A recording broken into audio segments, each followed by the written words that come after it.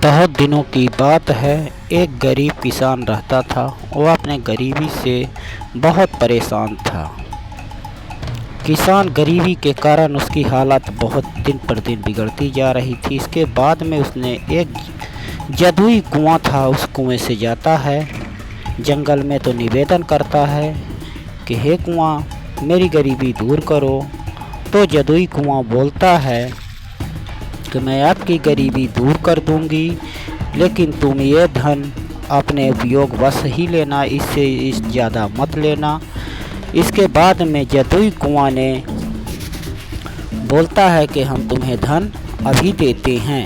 फिर इसके बाद उसमें से धन कुछ कुएं से निकल के बाहर आने लगता है और वो किसान धन को देख करके बहुत खुश होता है और बोलता है, हे जादुई कुआं, थैंक यू, मैं उतना ही धन उपयोग करूंगा जितना चाहिए। इसके एक्स्ट्रा मैं अपने राज्य के राजा के यहाँ दे दूंगा, राजा को सूचना दिला दूंगा। इसके बाद किसान ने चल देता है, धीरे धीरे धीरे धीरे जाने लगता है। जंगल से जाते जाते उसको बहुत समय गुजर जाता है।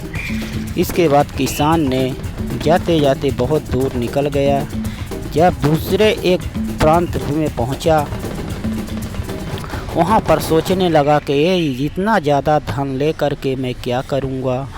मैं इतने धन का आवश्यकता तो मुझे है नहीं, मेरी पत्नी भी इतना धन देख करके पगला जाएगी।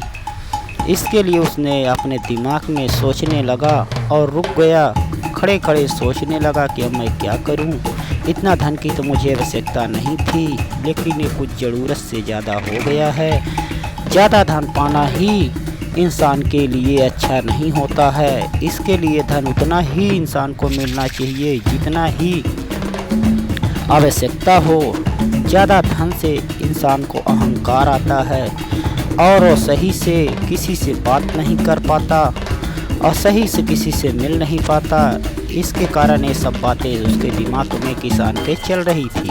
इसके बाद घर जाता है और अपनी पत्नी के साथ जा कर के खाना खाता है और खाना खाते खाते बताता है कि ऐसा ऐसा मेरे साथ जंगल में हुआ है, मैंने इतना धन पाया है। फिर उसकी पत्नी सोचने लगती है ये तो बहुत ज़्यादा धन है, उसके दिमाग में आने लगता है उसकी पत्नी के, इतना धन तो बहुत ज़्यादा है पाया हूँ, अब हमारी ज़िंदगी बदल जाएगी।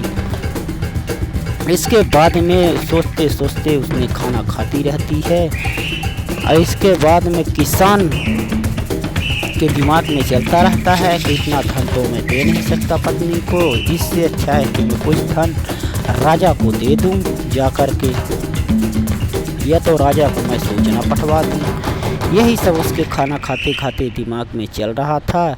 इसके बाद दोनों पति पत्नी सो गए। सोते सोते किसान सोचने लगा कि मैं सुबह जा कर के राजा को सूचना जरूर दूंगा। और इसके बाद में उसने यही बातें सोच करके और पत्नी भी उससे पूछने लगी रात को कि इतना धन तुम पाए हो जी, एक अच्छा सा आलीशान घर बनवा लो और उसी में गुजर बसर करके हम दोनों रहेंगे, अपने बीवी बच्चे के साथ अपनी ज़िंदगी व्यतीत करेंगे। पत्नी बोलती है कि मुझे कुछ सोना चांदी भी लेने का है। तो किसान का दिमाग और चकरा गया और दोनों ऐसे तैसे करके बात करते करते सो गए पति पत्नी। पत्नी अचानक जागी,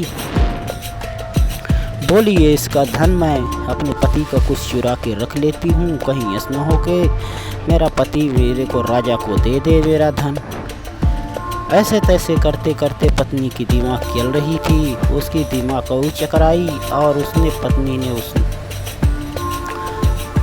धन के बारे में सोचने लगी। इसके बाद पत्नी सो जाती है उसकी। इसके बाद में रात बीतती जाती है और वो दोनों पति पत्नी सो रहे थे। इसके बाद पति जगता है सुबह और जगने के बाद सोचता है कि अब मैं जाऊंगा राजा के पास और आधा धन दे दूंगा, आधा धन अपने घर के लिए रख लूँगा। अब वो बेचारा गरीब किसान, ईमानदारी से ज़िंदगी जीने वाला किसान निवास कर रहा था। उसका निवास स्थान रुझाऊ में था और उसने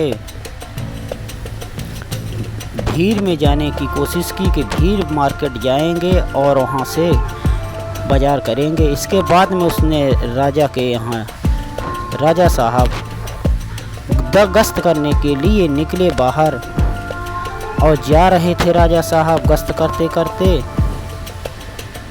और उधर किसान सोच रहा था कि राजा को सोचना दूंगा। राजा जा रहा था आराम आराम से और राजा ने अपने प्रजा को खुशहाल देखने के लिए गांव में भ्रमण करता था। राजा हर रोज़ सुबह जाता था, कौन सुखी है कौन दुखी है।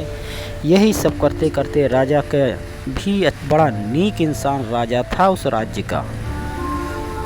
अपने राज्य में वो सही शासन करता था, ईमानदारी का शासन करता था वो राजा।